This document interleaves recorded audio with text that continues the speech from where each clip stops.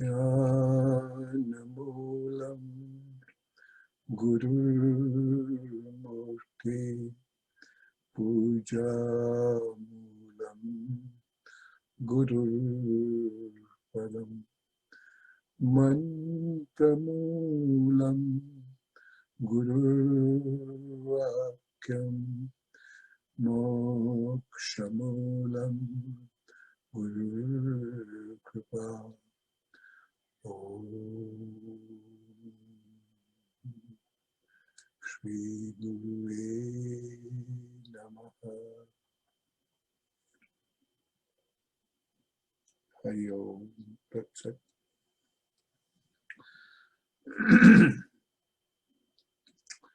Today we have a very good question.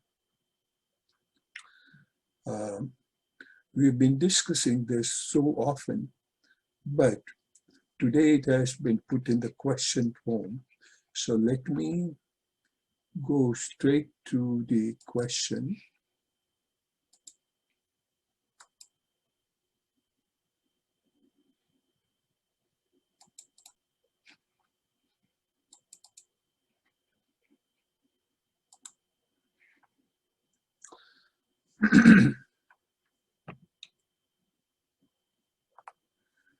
This is the question. Why do you emphasize on one thing at a time and not encourage multitasking? Could you please explain the rationale behind it and also how it can help us be more productive and efficient? Additionally, is this the message of yoga, or is this the way an ideal yogi functions? Okay, let me tell you, it makes me laugh at the adjective ideal yogi. Yogi is ideally has to be ideal all the time. Okay, otherwise, they are not yogi, they may be bhogi. So let's first go on. Why do you emphasize on one thing at a time and not encounter multitasking?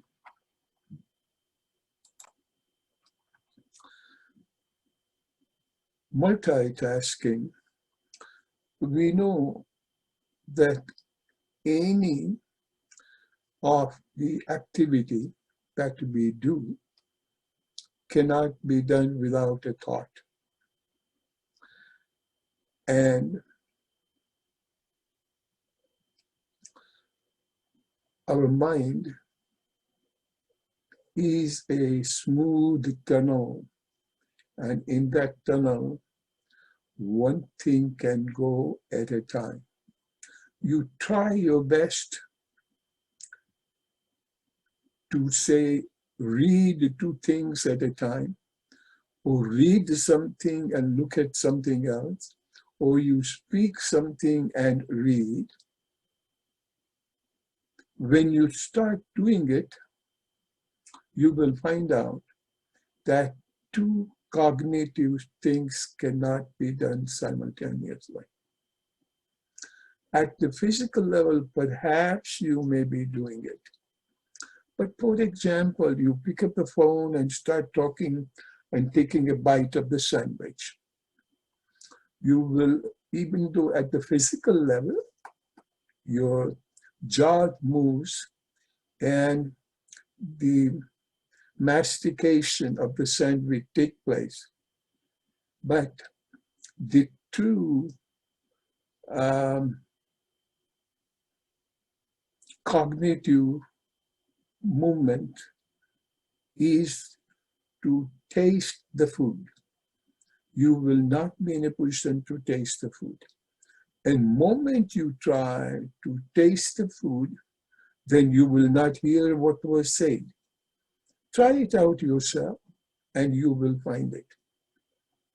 And the same way, you try talking to it and start observing with your eyes, even though in the background it may appear that it is working, but you will not be in a position to remember what you saw. The picture is not registered.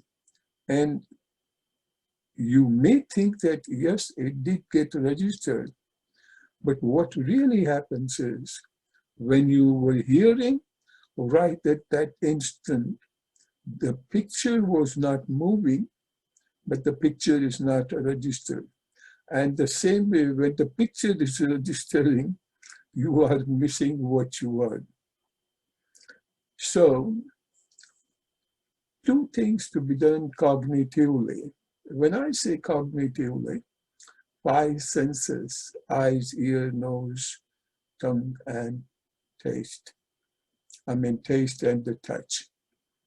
So these two things will not be done simultaneously. And even if it appears, its density will be reduced. What I meant by density, if you were to look at the picture continuously, the beauty of the picture will be different than talking and watching, eating and talking, eating and seeing, hearing and smelling.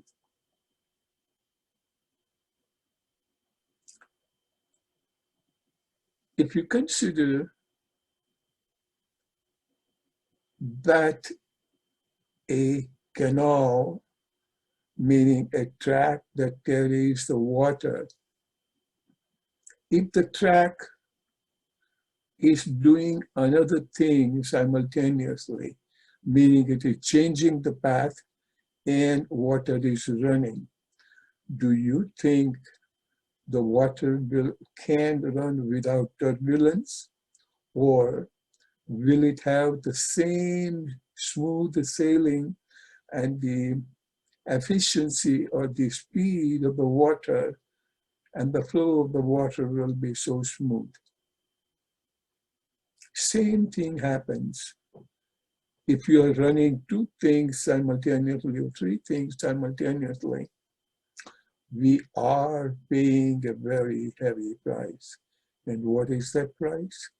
Price is your brain gets tired.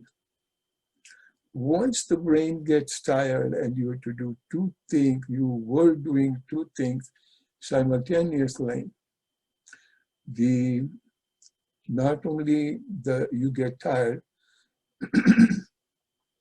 but the efficiency with which the things need to be done will not be done. This is a matter of practice and proving to yourself. I give you even a simple example. I wasn't doing every time, but when I and my daughter were riding together, I was driving, and twice I just changed the lane to go further. My daughter didn't say anything, but it was she who taught me how to drive after so many years of driving. And he says that while going over there to our destination, you made a couple of overtake, and try to notice how long did it take you. And on our way back, try not to sweep the lane, and you just drive straight. Once you drive straight, you will notice that you will not get tired, and chances of accidents are less. And other thing is, the time difference between you running, overtaking, and running straight, time difference between the two, if at all, it is 2-3 minutes. Or sometimes by doing this and going straight, the straight person may reach earlier. And on top of it, what do you gain by zigzag driving? You think that you don't have time. And not only this, uh, and I'm not criticizing on anybody, we're all learning together. You see, this class begins at 8 o'clock. How many of us, you see right now, there are 13 people, but right at 8 o'clock, there were 9 people. So some people came rushing because they were doing nano time management. And by doing so, you think you're getting a lot of things done, but you have to pay the price for it. And ideally, for this kind of yogic and spiritual practices, you have to learn yourself to center it. What I mean by centering is that you prepare yourself so that even though at that moment of start of the class, you're not doing anything, granted. But even 5-10 minutes before, you do not want to have a turbulent mind with which you're going to sit and learn. One thing at a time. Eventually, you will have no choice but to do it. Out of this 13 of us, if I ask you, how many of you are interested in meditation? Every one of us will say, yes, I would like to. Then what are you doing? If you like to meditate, and meditation, the first step is dharana. What it says, the sheer definition of dharana, deshabadha chittasya dharana, meaning narrow the zone of your activity and eventually to one point. And this is only during the dharana you're doing it. Why don't you make it the whole life to be a meditation? Whereby I'm not saying you just sit, do nothing. Whatever you're doing it, just carry on. And all of you, whosoever are not retired or retired, particularly those of you who are not retired, or also, or even everybody, let's put it this way, everybody. Whatever work you want to do, just before that work, close your eyes. And our famous pranayama technique, breathe in through the nose and out through the lips. You calm your body down. And then 5 ohms and calm your mind down. Then just gracefully either open the eyes, or if you can keep it closed, keep them closed. And you see your efficiency. All our activities involve mental activity, endocrinal activities, mental activities. When all of these activities are going on, or can go on, and out of which you just choose one, can you imagine how great your body will feel? And when I'm talking about the body, number one, physical body, mental body, okay, emotional body, endocrine bodies. So all this put together, they feel so at ease that they work when they want to work. And mind you, you can be doing multitasking, but we pay the price for it. And just a few minutes ago, every one of you agreed that yes, I would like to do meditation. And for that, my dear friend Chandrasekhar all the time says, reduce your expenses. What does it mean by reducing the expenses? energy going in different direction.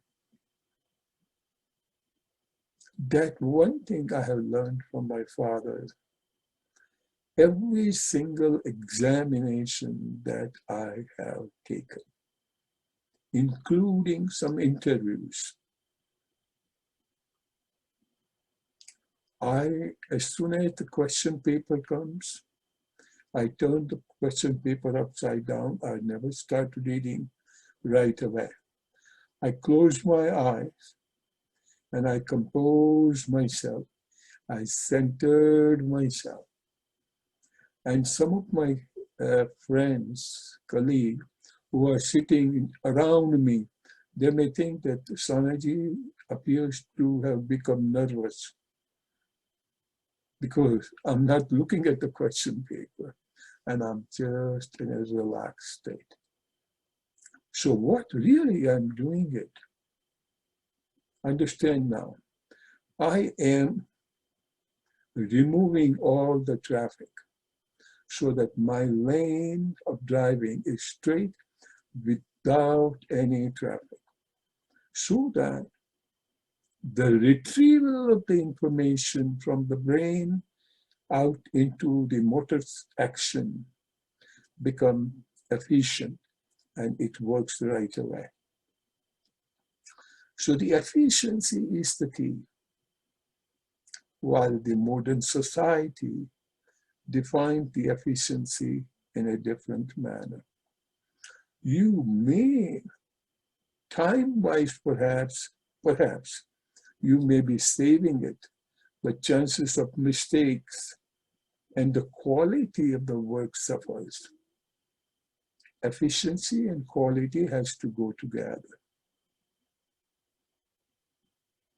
So it is not really the quantitative work that you do, but the quality work. And after all, saving all this time, what are you accomplishing? What are you doing with the saved time?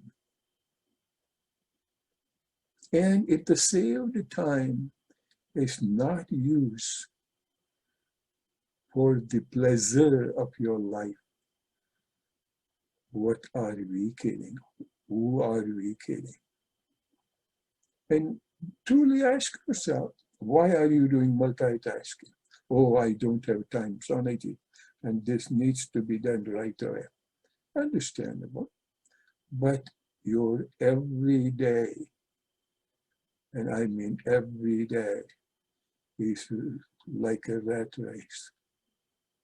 You do not have time. What are you doing?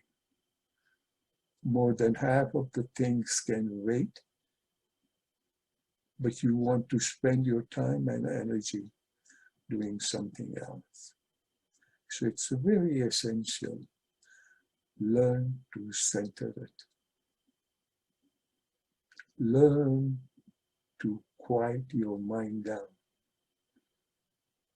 And once the mind is quiet, relaxed, and energized, the efficiency, quantitatively and qualitatively, will be so good that you will not have to prepare so much. Utilize the time properly, and at the same time, make sure you do not rush. I don't mind you come at 8 o'clock, but when you come at 8 o'clock, are you mentally prepared to receive? And truly speaking, dear friend, all of us, we are spiritual aspirant, sadhaka. When we are sadhaka, our goal is to walk on the path of spirituality. And the path of spirituality culminatingly results into meditation. It results into silence. How can we have silence without mind at no mind state? And remember, three very major points in spiritual listening is Shravanam, Mananam, and Nididhyasam. Shravanam, listening attentively, means at that time you are neither scratching or doing any activities, nor you are wandering looking all over. Your eyes are glued to the speaker's lips. And even if you have your eyes closed, then your ears are tied to the words coming out of the speaker. Shravanam, first step.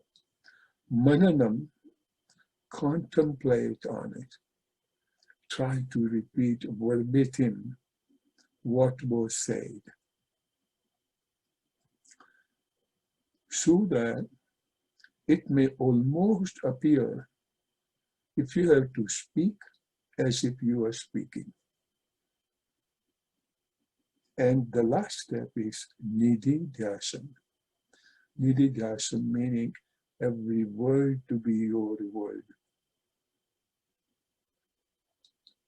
And let me tell you, the day you will find your Guru, Guru will groom you, will train you for this kind of unidirectional intention, unidirectional activity. On that level, I would like to share my own experience. In 2010, I was at my Guru's ashram, Bihar School of Yoga, Munger, and they had satsang at night, around 200 people.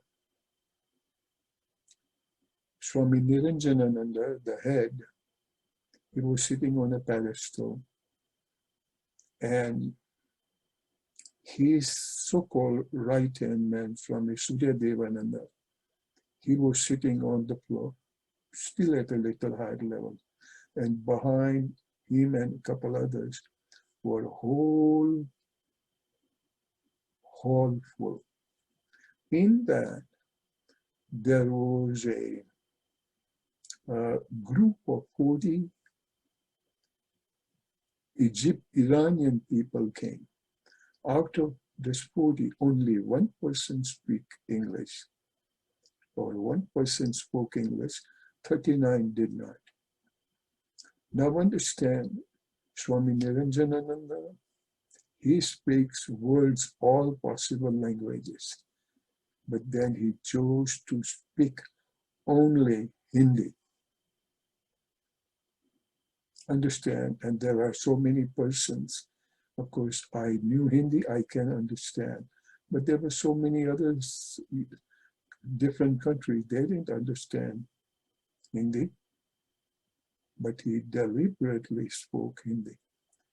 1 hour lecture, understand. And he did not mention anything. After his talk was over, people were wondering what is next. He pointed the finger at his protege, Swami Surya Devananda. Translate what I said. And I said, wow, what a great grooming from the Guru's side. Okay. And I knew English, I knew Hindi, I didn't say anything. But unexpectedly, his translation got observed by me. Of course, everybody else might have been too, but those who didn't know Hindi won't understand. But I could see his was very precise translation. 1 hour of whatever he heard, line by line, he translated. Sravanam, Mananam. And then after that was done, Swami Niranjana, the head, is asking that lady, Iranian lady, translate into Farsi, and the rest are, we are all sitting. And guess what? Of course, I didn't understand Farsi, so I didn't know. But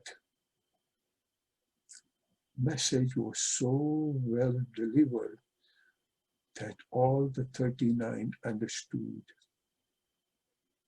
Sravanam, Mananam, Meditation. This is all possible once we have trained ourselves with dharana leading to dhyana. Dharana,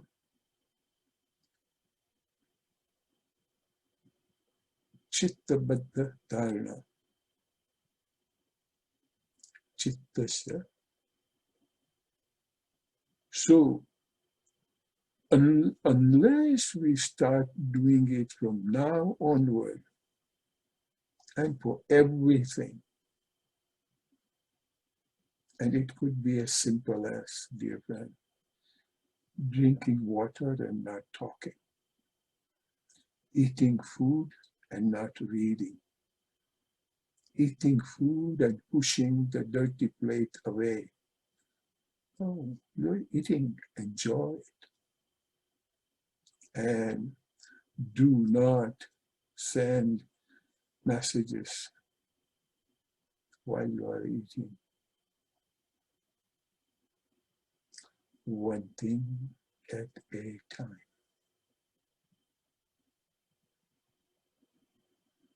And long ago, this might have been a repeated story, but it is so worth understanding it.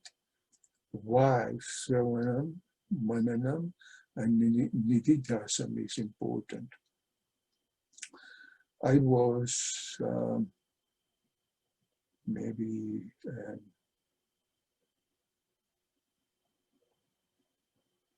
in 80s, 86 or so.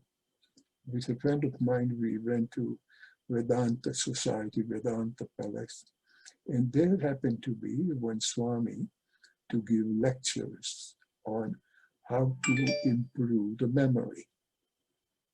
And that improvement of the memory, he is asking different people, why do you want to do it? Everybody had their mind, I would say, very narrow thinking.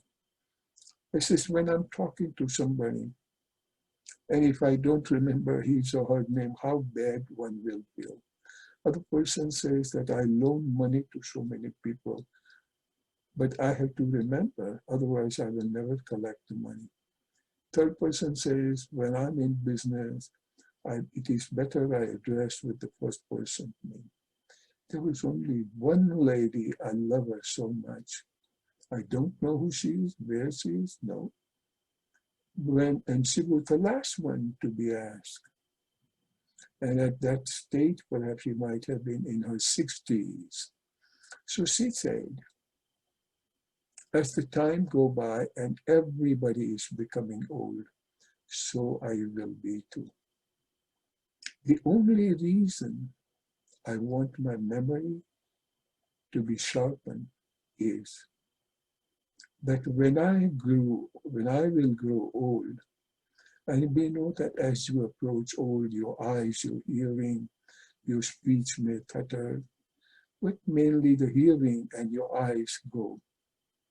She says at that time, if I would have studied and remember Upanishad and Vedic messages, then let my eyes and ear go. But if my memory is shut, I can recall Mananam and then contemplating on it, I will make my life worth it. She did not need any of the material gain like remembering who the money has been loaned to or anybody's name or otherwise. And why all these things? Because spirituality is a singular journey. You don't have to depend upon anybody, nor you have to blame anybody. You are in your own world, and that world, by introvertness, by intrusion, in diving in, you are diving into another zone, another globe or universe altogether. At that time, you will not be requesting, let me live one more day. At the same time, he or she does not want to die as well, but whatever is the amount of life, he or she will enjoy it just having his eyes or her eyes closed. So beautiful. So dear friend, Sravanam Mananam Nididasam, one thing at a time, center yourself and Yogastha Chitta Dharana, Desabadha Chittasya Dharana. Understand and enjoy the current moment. Every one of us, we talk about living presence. What are we doing? Because as you're doing two things, while you're listening, you cannot enjoy the taste. So the taste is not living in presence at that moment when you are listening. And when you are having the taste, you're living in presence for the taste is concerned, but you're not living in presence when you're listening to something. So to say, let those wisdom not just only be in words or on the books or on the audio tape, impart into our life and make our life a beautiful, efficient, purnam, sunyam, and rich with such a peace and serenity within. So the serenity, peace, joy, love, compassion, you don't have to look anywhere else. They're all together. So, Hari Om. Let us have our eyes closed and we have a Shanti Path.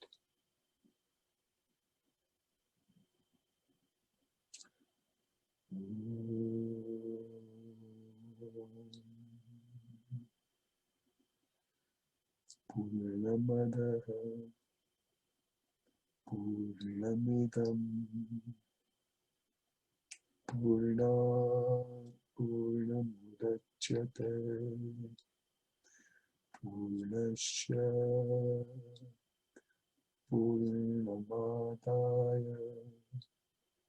Purnameva Vashishyate. Om Shanti Shanti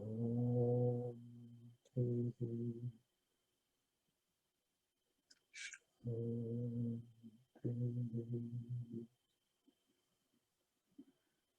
Hari Om.